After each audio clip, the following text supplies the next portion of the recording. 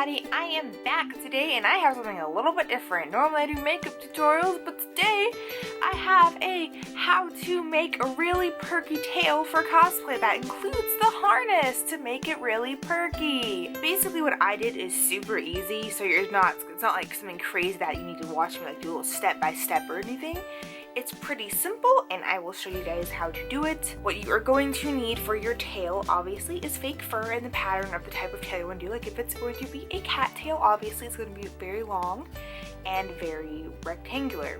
If you are doing a foxtail like Tamamo's, well, if you can call her tail a foxtail, it looks like a Shiba Inu. You are obviously going to need a different shape and just depending on which type of animal you are doing. Now, Tamamo, her tail is kind of weird, just a little bit kind of weird. It's super big, super fluffy, it's very round, and honestly it reminds me more of a Shiba Inu's tail, especially in this figure. It really reminds me of a Shiba Inu tail. Originally, what I made was not very good looking, and I admit it was pretty flawed, and I'm not really happy and not really proud of it, but my fur was all white fur. I always start with white fur, and I dye my fur to be the color that I want so I can get as close to what I want. So I did a regular dye bath for the orange and the fur. I wish it was a bit more golden and less orangey, honestly. Probably like rinse this really well, like unstuff it and everything and rinse it really well, and then try and dye it a different color and make it a little bit more goldeny, more yellow. We'll see if I get that far, but my first dye, that's done, we're all good. And the pattern that I used when I made my first one was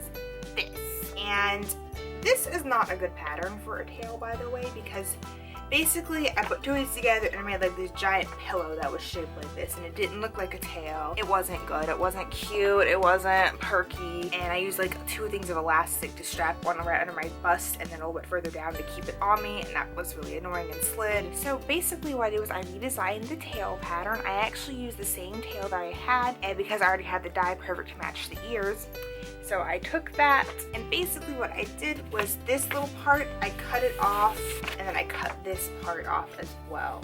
So basically these two little weird bits I just cut off and made it one like fluent teardrop shape. And then I sewed it together and cut the excess off. Then we go into the harness part. And the harness was super simple because this is not some sort of crazy tail like Ari's tail, which would require a lot more time than I would even want to bother with, to be quite frank with you. But all you need is a piece of plywood about yay big. Now, to make the harness, you need a belt, wire, a piece of plywood, tail cover sewn together, and stuffing. I am going to do a demonstration on how to make the wire and the piece of plywood and everything connect on this little piece of shoebox that I have, just to make it easier for you. Now this is a little tiny piece, obviously. Well, the piece I used in my tail was bigger and thicker because it was a piece of plywood.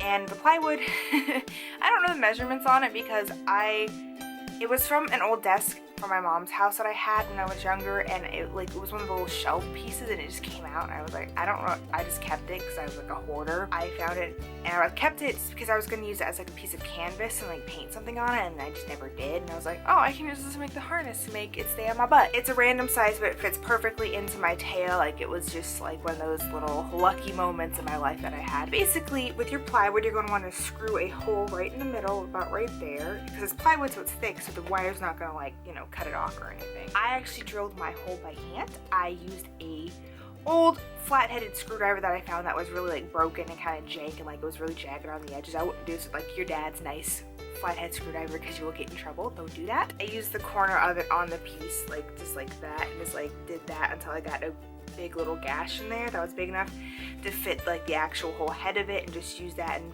pretty much just carved out a hole straight through the piece of plywood. It only took me 10 minutes. Plywood's not exactly super hard. So then you get your wire and you put it through the hole, and you put about a good little bit through because you're going to need to tie it. And the wire you should be using, it should be pretty thick. So all you do is put it in like that, and then twist it.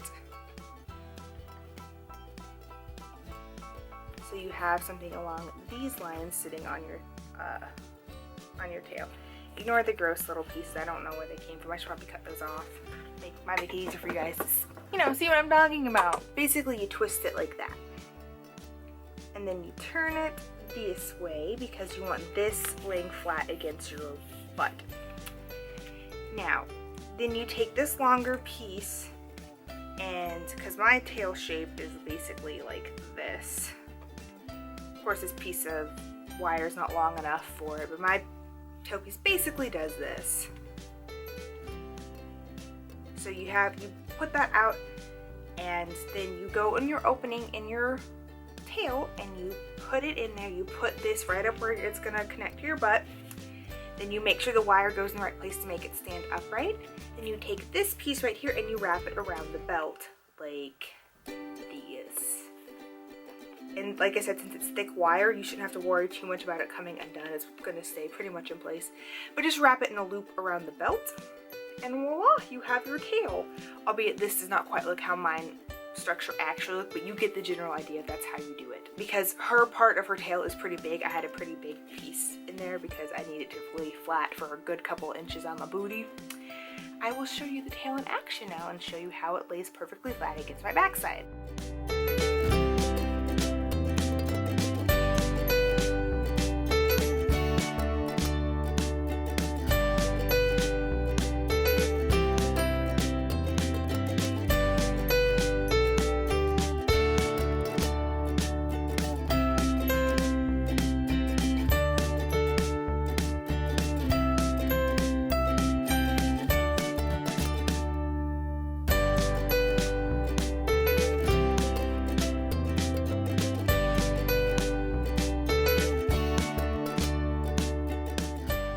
See, that's how I do my tail. Albeit it's not perfect, it doesn't stay like 100% straight as I would like. I don't know how to stabilize it anymore. I am fairly proud of what I have. I will keep trying to improve everything that I do, which is kind of the rule of thumb. I hope you guys enjoyed this. I hope it helped you guys out to give like a really simple harness tutorial. If you have any questions, like please let me know. I will be more than happy to answer them for you guys. If you decide to try and attempt to use my tutorial, like totally tag me in a picture of your product on Instagram. I would love to see what you make with it. Thank you guys so much. Have a wonderful rest of your day. Bye friends!